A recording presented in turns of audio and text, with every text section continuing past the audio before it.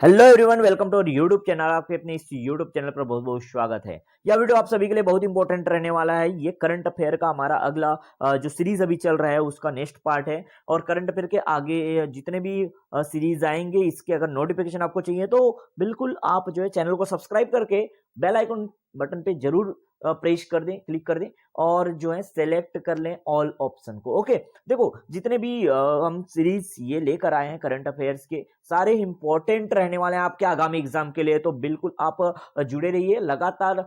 ये 10-15 मिनट का वीडियो जो हम प्रोवाइड कराते हैं उसे देखिए। आपके पास काफी सारे क्वेश्चन, आपको पता ही नहीं चलेगा कब आपके क्वेश्चन तैयार हो जाएंगे काफी सारे। ठीक है, तो इंपॉर्टेंट क्वेश्चन हम लेकर लगातार आते रहते हैं। और पीछे भी जितने भी हम लोग इंपॉर्टेंट करंट अफेयर के सीरीज लाए हुए हैं अभी विगत एक महीने से, जो भी क्वेश्चन हम लोगों ने यहाँ पे एमसीक्यू के फॉर्म में दिया हुआ है उसका लिंक मैं इस वीडियो के डिस्क्रिप्शन में प्रोवाइड करा दूंगा, जहां से आप जो है वो वीडियो भी देख सकते हैं। और यदि आपको इसका पीडीएफ चाहिए तो टेलीग्राम चैनल, हमारे टेलीग्राम चैनल पे ज्वाइन हो जाइए। बिल्कुल इसका भी लिंक मैं इस वीडियो के डिस्क्रिप्शन में प्रोवाइड करा दूंगा। ओके, चलो स्टार्ट करते हैं आज का ये बेहतरीन सेशन। देखो ये जो सबसे पहला क्वेश्चन आपके स्क्रीन पे दिखाई दे रहा है, रसायन विज्ञान में 2021 का नोबेल पुरस्कार किन्हें प्रदान किया नोबेल पुरस्कार किन्हें प्रदान किया गया है 2021 का। ठीक है, रसायन विज्ञान में। ठीक है, तो देखो यहाँ पे आपके पास ऑप्शन है स्यूकोरो मानाबे, क्लाउस हेजलमैन, बेंजामिन लिस्ट और मैकमिलन, डेविड जूलियस और अर्डेम पाउटियन, और है मारिया रशा और दमित्री मुरातो। तो देखो ये सबको नोबेल पुरस्कार तो मिला है बिल्कुल भाई 2021 में, सभी को जिनका भी नाम इसमें चारों ऑप्शन में मिला है। लेकिन रसायन विज्ञान में किनको मिला है, तो इसका करेक्ट आंसर है ऑप्शन बी, बेंजामिन लिस्ट और मैकमिलन। इनको जो है केमिस्ट्री में जो है रसायन विज्ञान में नोबेल पुरस्कार मिला है। ओके, अगर हम बात करें सिक्योरो मानाबे और क्लाउस हेजलमैन का, तो इनको फिजिक्स में, याद रखिएगा, फिजिक्स में इनको नोबेल पुरस्कार मिला है, भौतिक विज्ञान में। ठीक है, डेविड जूलियस और अर्डेम पाउटियन को, इनकी अगर बात करें तो इनको जो है वो मिला है फिजियोलॉजी। ठीक है, या जो आप कह सकते हो औषधि विज्ञान के क्षेत्र में। ठीक है, आगे हम लोग बात करें इसके ऑप्शन डी में जो दिख रहा है मारिया रशा और दमित्री मुरातो, तो इनको मिला है शांति के क्षेत्र में। ठीक है, तो देखो ये पूरा ऑप्शन यहाँ पे जो दिया है सबको मैंने बता दिया। ठीक है, और ये जो ऑप्शन बी इसका केमिस्ट्री के लिए अगर पूछा जाएगा तो बेंजामिन लिस्ट और मैकमिलन जो है ये इंपॉर्टेंट है। बाकी नाम भी आप इंपॉर्टेंट है, याद रखिएगा जरूर। चिकित्सा के क्षेत्र में इनको मिला है। ठीक है, डेविड जूलियस फिजियोलॉजी या चिकित्सा के क्षेत्र में, मेडिसिन के क्षेत्र में बोल सकते हो। और इनको जो है शांति पीस के क्षेत्र में मिला है मारिया रशा और जो है दमित्री मुरातो को। ओके, तो आई होप ये पूरा क्वेश्चन आपका क्लियर हो गया। और इसके साथ साथ आप चार और क्वेश्चन, आपके इसी क्वेश्चन के साथ चार क्वेश्चन मैंने और बता दिया। ठीक है, तो आंसर याद रखना है इसका, रसायन के लिए बेंजामिन लिस्ट और मैकमिलन, बाकी आपके बगल में ये लिखा हुआ है देखो। ठीक है, आगे आते हैं नेक्स्ट क्वेश्चन पे।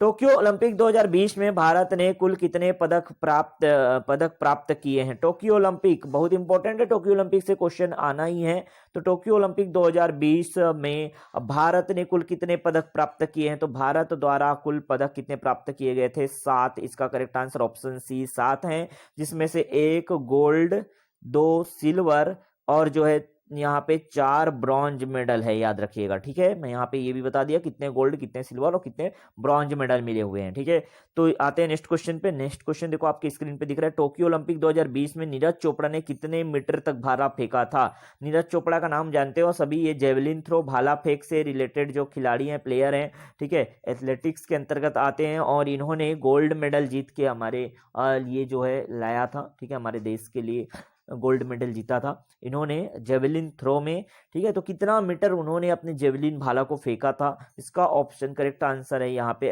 87.58 मीटर, तो ऑप्शन बी इसका correct answer. Okay, next question पे आते हैं। भारतीय पुरुष हॉकी टीम ने टोक्यो ओलंपिक 2020 में कौन सा पदक जीता? ओके, टोक्यो ओलंपिक 2020 में भारतीय हॉकी टीम ने कौन सा पदक जीता ये आपको बताना है। तो इसका करेक्ट आंसर देखो आपके पास ऑप्शन है स्वर्ण पदक, कांस्य पदक और सिल्वर पदक। ठीक है, इनमें से कोई नहीं, तो इन्होंने जीता हुआ था क्या? कांस्य पदक, bronze medal. Option B correct है। ओके, ब्रॉन्ज मेडल जीता हुआ है भारतीय पुरुष हॉकी टीम ने टोक्यो ओलंपिक 2020 में। ओके, आते हैं नेक्स्ट क्वेश्चन पे। लवलीना बोरगोहेन किस खेल से संबंधित है? लवलीना बोरगोहेन किस खेल से संबंधित है? तो इसका करेक्ट आंसर देखो ये है मुक्केबाज, मुक्केबाजी करती है और इन्होंने लवलीना बोरगोहेन ने भी मेडल जीता हुआ है। ये ब्रॉन्ज मेडल जीती हुई हैं लवलीना बोरगोहेन, मुक्केबाजी करती हैं, ठीक है, ब्रॉन्ज मेडल विजेता हैं टोक्यो ओलंपिक में। आगे आते हैं, टोक्यो ओलंपिक 2020 का कौन सा संस्करण वर्तमान में हुआ?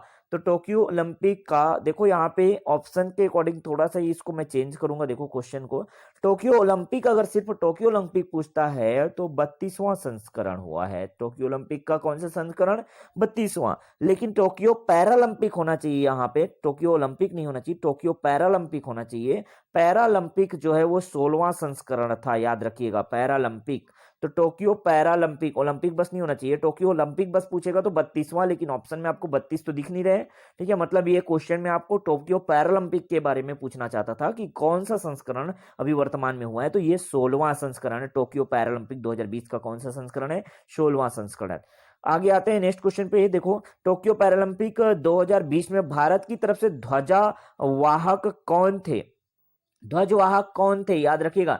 तो जब शुभारंभ हुआ ये टोक्यो पैरालंपिक का, टोक्यो पैरालंपिक 2020 का जो शुभारंभ हुआ, तो ध्वजारोहक जो ध्वजवाहक जो थे वो कौन थे? टेकचंद जी थे। और उसके बाद जब इनका समापन हुआ पूरा, तो इसका करेक्ट आंसर ये आएगा वैसे तो सी, ऑप्शन सी।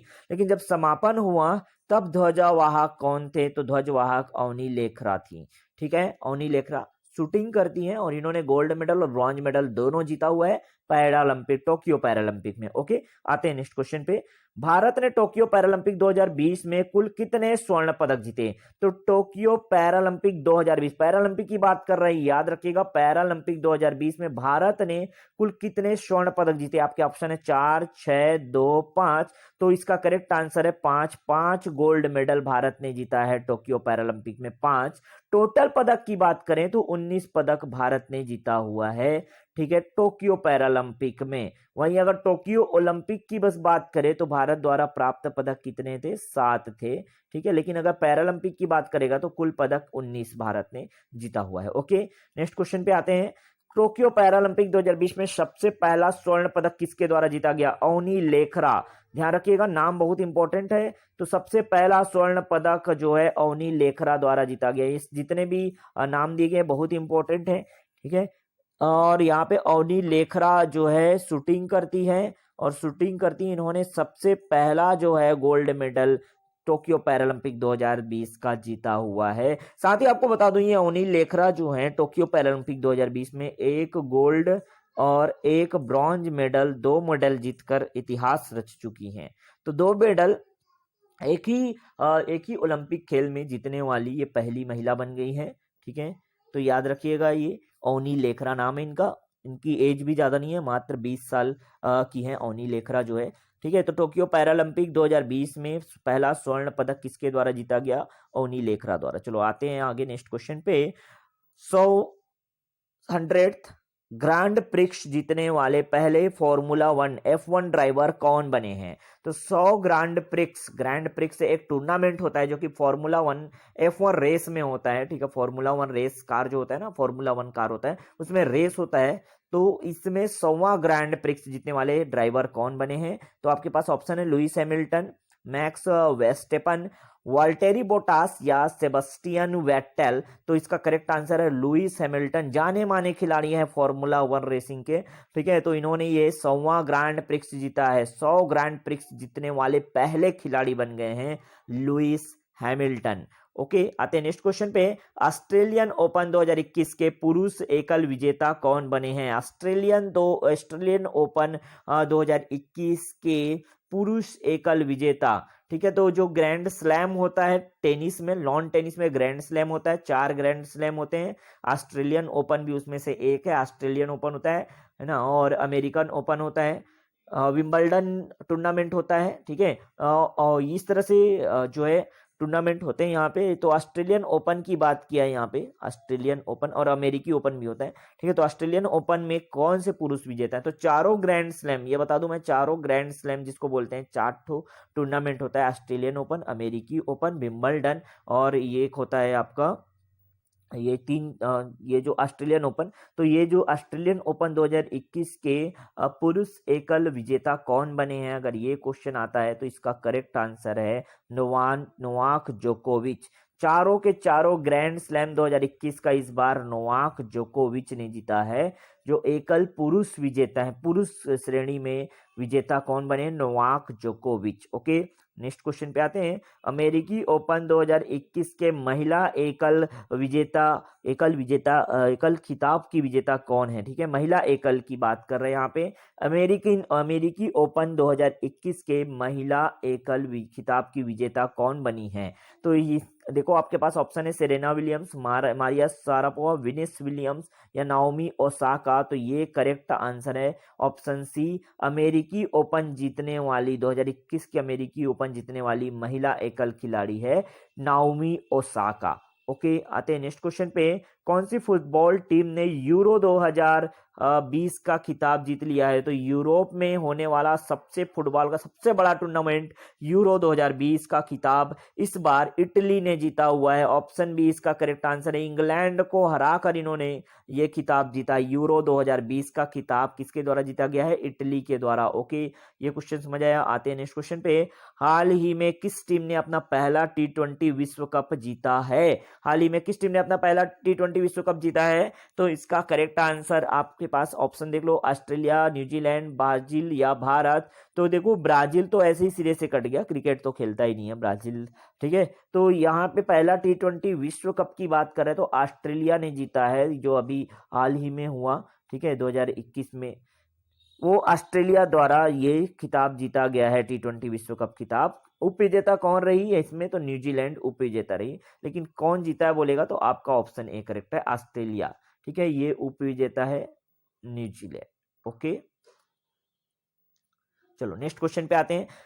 बैडमिंटन विश्व चैंपियनशिप 2021 में रजत पदक किन्होंने जीता है, तो पहली बार रजत पदक जीता है हमारे देश के एक खिलाड़ी किदाम्बी श्रीकांत ने। बैडमिंटन विश्व चैंपियनशिप में रजत पदक जीतने वाले खिलाड़ी बने हैं किदाम्बी श्रीकांत, नाम याद रखिएगा, ठीक है, रजत पदक जीता इन्होंने। तो बैडमिंटन विश्व चैंपियनशिप 2021 में रजत पदक किन्होंने जीता, करेक्ट आंसर होगा इसका ऑप्शन बी।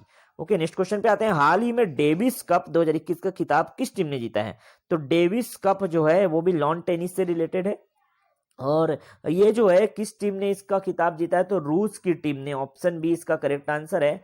क्रोएशिया, रूस, सर्बिया या जर्मनी, ये ऑप्शन आपको दिया हुआ था, रूस इसका करेक्ट आंसर है। तो डेविस कप 2021 का खिताब रूस द्वारा जीता गया।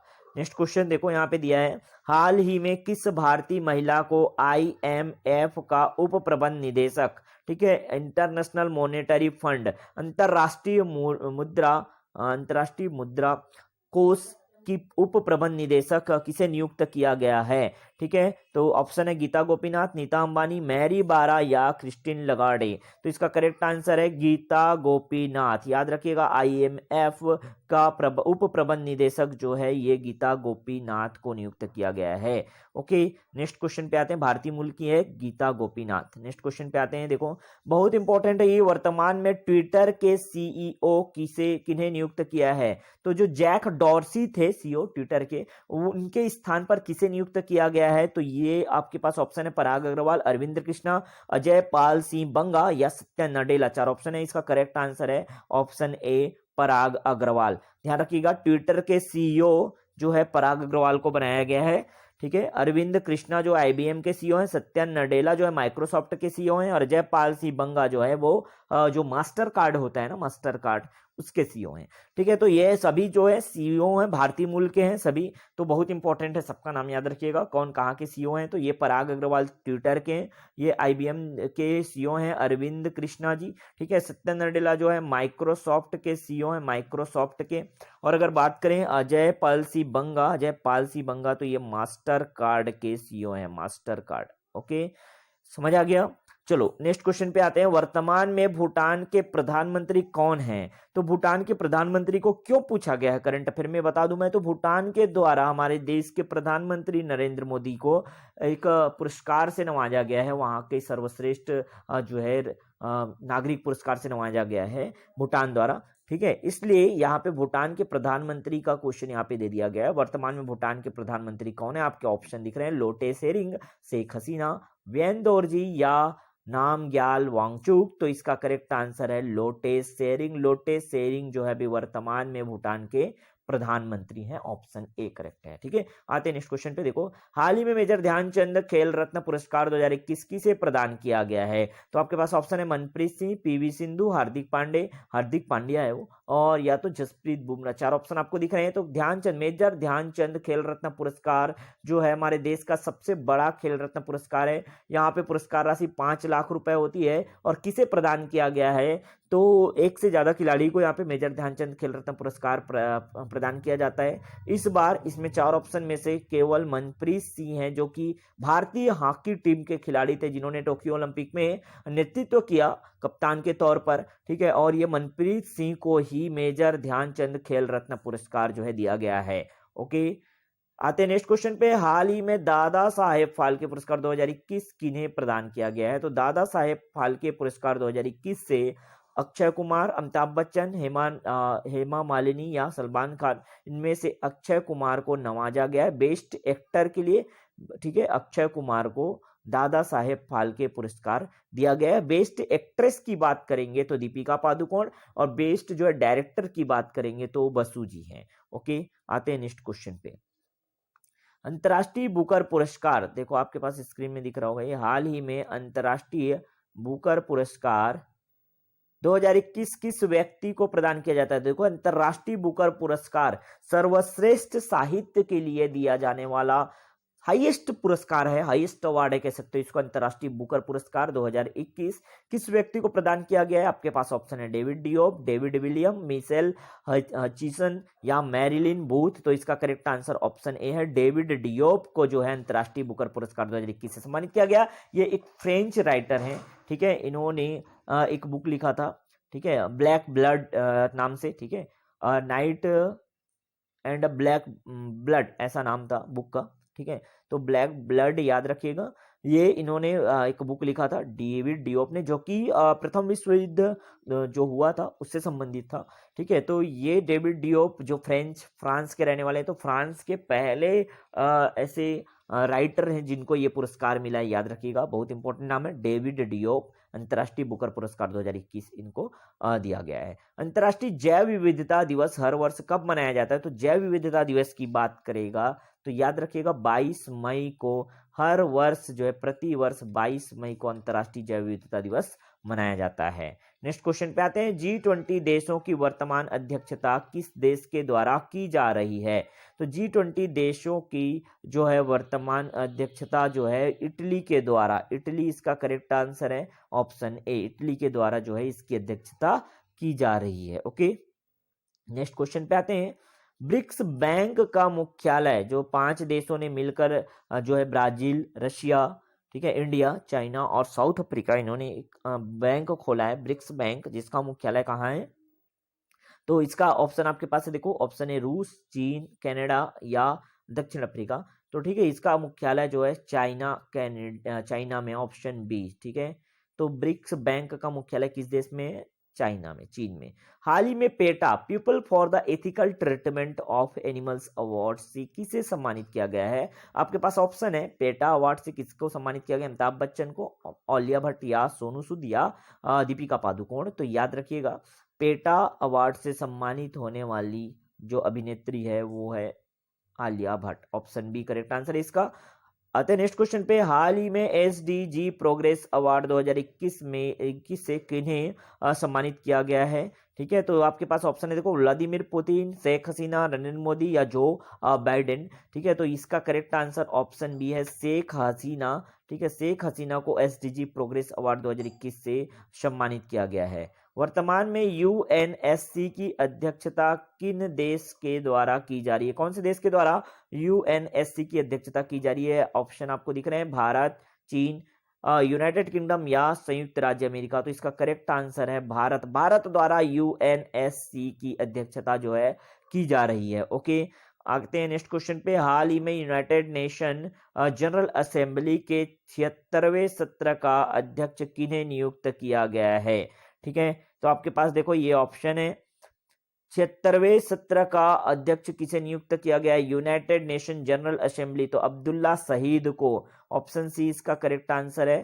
ठीक है, आते हैं नेक्स्ट क्वेश्चन पे। हाल ही में मिस यूनिवर्स 2021 का खिताब किन्होंने जीता है? हाल ही में मिस यूनिवर्स 2021 का खिताब किन्होंने जीता है? आपके पास ऑप्शन है नादिया फेरेश, ललेला मशवाने, डेविड अफलो या हरनाज संधू। तो इसका करेक्ट आंसर ऑप्शन सी है, हरनाज संधू, जो कि भारत की रहने वाली हैं और इन्होंने ही मिस यूनिवर्स 2021 का खिताब जीता है।